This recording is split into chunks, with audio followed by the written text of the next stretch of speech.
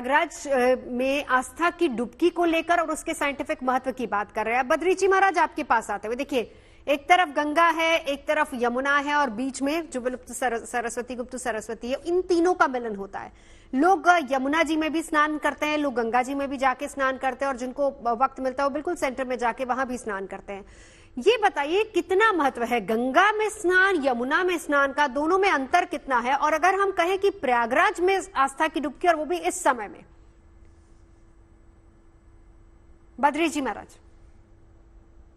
गंगा जी जो हैं वो मुनि कन्या है और माँ यमुना जो है वो भानु कन्या है, सूर्य पुत्री।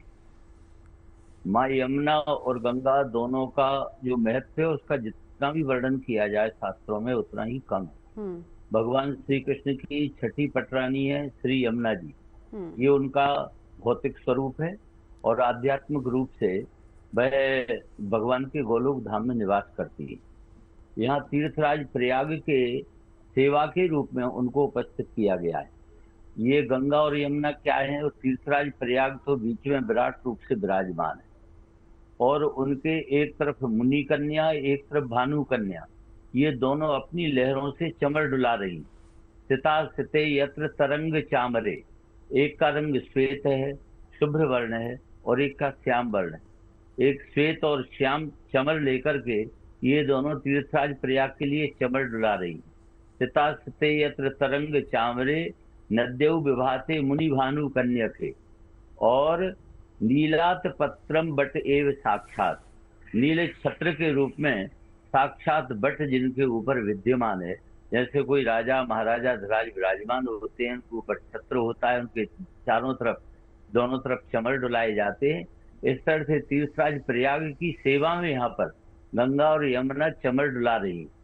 और तीर्थराज प्रयाग के लिए जहां तक कहा जाए, इन गंगा यमुना की वजह से ये तीर्थराज प्रयाग पंच प्रयागों में भी सर्वश्रेष्ठ माने गए, तीर्थों के राजा माने गए, क्योंकि ये अपने आप में प्रमाण है, तीर्थराज हैं। स्वतः प्रमाणम पड़ता प्रमाणम पुराणम अप्यत्र परम प्रमाणम, यत्रास्ति गंगा यमुना प्रमाणम सतीर्थ राजो जयते प्रयागा। जहाँ गंगा और यमुना प्रमाण के रूप में, और जहाँ तक आपने सरस्वती जी की बात करी नवजोत जी, सरस्वती जी यद्यपि यहाँ पर गुप्त हैं, लेकिन ये सरस्वती प्रयाग से जाकर के महामुनि शौनक जी के साथ में और नैमिषारण्य पहुंची है, और नैमिषारण्य से सरस्वती वाग्देवी के रूप में, वाणी के रूप में सूत शौनक संवाद के साथ साथ कभी श्रीमद् भागवत गंगा के रूप में, कभी रामकथा गंगा के रूप में, कभी शिवकथा गंगा के रूप में सरस्वती सर्वत्र आज जन जन में व्याप्त। बिल्कुल, लौटती हूँ आपके पास। अब आपके पास आते हुए राज जी,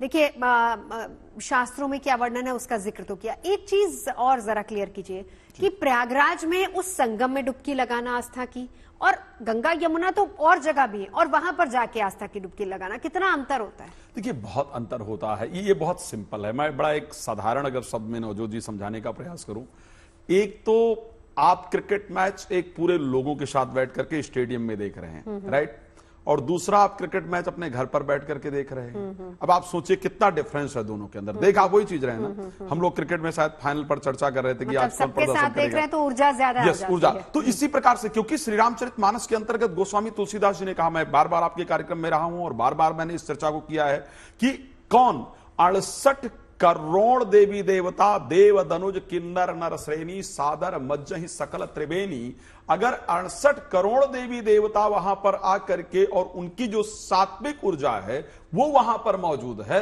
और उस समय अगर वहां पर जाकर मैं स्नान कर रहा हूं या परमात्मा के नाम का स्मरण कर रहा हूं, तो जो वो मुझे सात्विकता प्राप्त होगी वो अन्य जगह शायद स्नान करने से उस प्रकार की प्राप्त। खैर व्यवस्थाओं को ध्यान में रखना चाहिए, मेरा कहने का ये तात्पर्य नहीं समझिएगा कि नहीं सब लोग वहीं पहुंच जाए।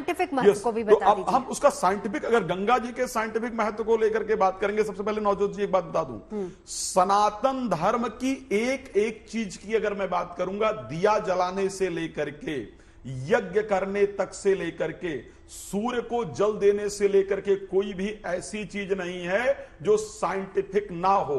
अगर साइंस कहीं से है तो मुझे लगता है वो वेदों से है, अगर साइंस कहीं से है तो सनातन धर्म से है। आज आप विमान बनाते हैं, भारद्वाज ऋषि ने उसकी पूरे सूत्र बताए कि किस प्रकार क्या हो सकता है। और गंगा जल की अगर बात करें, मैं त्रिवेणी की बात कर रहा हूं, त्रिवेणी को लेकर के आज हम चर्चा कर रहे हैं। 134 वर्ष पहले की बात कर रहा हूं, 134 ईयर अगो, 134 वर्ष पहले ब्रिटेन के बैक्टीरियोलॉजिस्ट जो सबसे अच्छे और चरित्रत वैज्ञानिक थे, जिनका नाम था अर्नेस्ट हैंकिन, इन्होंने गंगा जल पर बहुत ज्यादा रिसर्च किया था। हैजा से मृत्यु वाली बॉडी को गंगा जी में उठा करके त्रिवेणी में उठाकर डाला गया और उस जल पर रिसर्च किया गया कि उस जल के अंदर फिर भी वो वायरस नहीं है।